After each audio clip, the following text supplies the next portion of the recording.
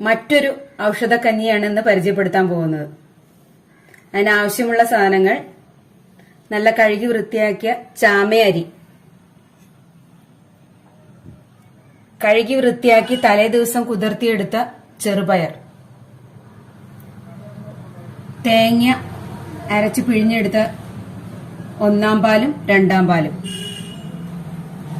ചെങ്ങലമ്പരണ്ട. ഇത്രയും സാധനങ്ങളാണ് നമ്മൾ രണ്ടാമത്തെ ദിവസം കഞ്ഞി ഉണ്ടാക്കാൻ ഉപയോഗിക്കുന്നത്. ചെങ്ങലമ്പരണ്ടയുടെ ഗുണങ്ങളെക്കുറിച്ച് ഞാനൊരു വീഡിയോ ചെയ്തിട്ടിരുന്നു. അതിന്റെ ലിങ്ക് ഡിസ്ക്രിപ്ഷൻ ബോക്സിൽ കൊടുക്കുന്നുണ്ട്.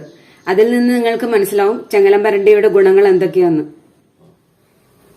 സ്റ്റൗ കത്തിച്ച് കുക്കർ അടുപ്പത്ത് വെച്ചിട്ട് അതിന്റെ ഉള്ളിലേക്ക് നമുക്ക് കുതിർത്തി വെച്ച ചെറുപയർ ചേർക്കാം. കൂടാതെ നമ്മൾ കഴുകി വെച്ചിരിക്കുന്ന ചാമയരിയും ചേർത്ത് കൊടുക്കാം.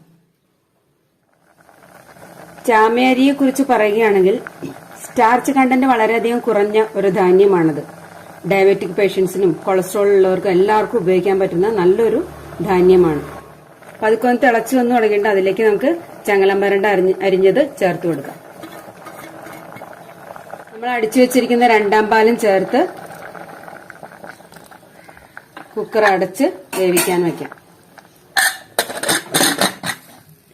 ഒരു 3 വിസില് പോയി നമ്മൾ കുക്കർ തുറന്നു കഴിഞ്ഞപ്പോൾ നല്ല ആവശ്യത്തിന് വെന്തിരിപ്പുണ്ട്. ചാമയരിയും ചെറുപയറും ചെങ്ങലമ്പരണ്ടയും കൂടി ചേർന്ന് നല്ല ആവശ്യത്തിന് വെന്തിരിപ്പുണ്ട്. ഇനി നമുക്ക് ഇതിലേക്ക് 1-ാം പാല് ചേർത്ത് കൊടുത്തിട്ട് പതുക്കെ ഒന്ന് തിളപ്പിക്കാം. ഒരു തിള വന്നാൽ മതി, അത്രയും നേരം തിളച്ചാൽ മതി. പതുക്കെ തിള വന്നു തുടങ്ങിയിട്ടുണ്ട്. നമുക്കിനി സ്റ്റൗ ഓഫ് ചെയ്യാം. ചാമയരി, ചെറുപയർ, ചെങ്ങലമ്പരണ്ട ഇവ 3ഉം തേങ്ങാപ്പാലിൽ വേവിച്ചുണ്ടാക്കിയ ഔഷധക്കഞ്ഞിയാണ് ഇന്നത്തെ ഔഷധക്കഞ്ഞി. ചാമയരിയിൽ കാർബോഹൈഡ്രേറ്റ് കുറവാണ്, ചെങ്ങലമ്പരണ്ട കാൽസ്യം റിച്ച് ആണ്, ചെറുപയർ പ്രോട്ടീൻ റിച്ച് ആയിട്ടുള്ളതാണ്. ഇവയെല്ലാം ചേർന്ന് നല്ലൊരു ഔഷധക്കഞ്ഞിയാണ് ഇന്നത്തേത്. ചെങ്ങലമ്പരണ്ട ചിലർക്ക് തൊണ്ടയിലും വായിലും ചൊറിച്ചിലുണ്ടാക്കും. അത് ഒഴിവാക്കാനായി ഇത് ഉപയോഗിക്കുന്നതിന് മുമ്പ് അരിഞ്ഞ് പുളിവെള്ളത്തിൽ ഇട്ട് വെക്കുക കുറച്ചു നേരം, എന്നിട്ട് വേവിക്കുക. മറ്റൊരു ഔഷധക്കഞ്ഞിയുമായി നമുക്ക് വീണ്ടും കാണാം. എല്ലാവർക്കും നല്ലൊരു ദിവസം ആശംസിക്കുന്നു.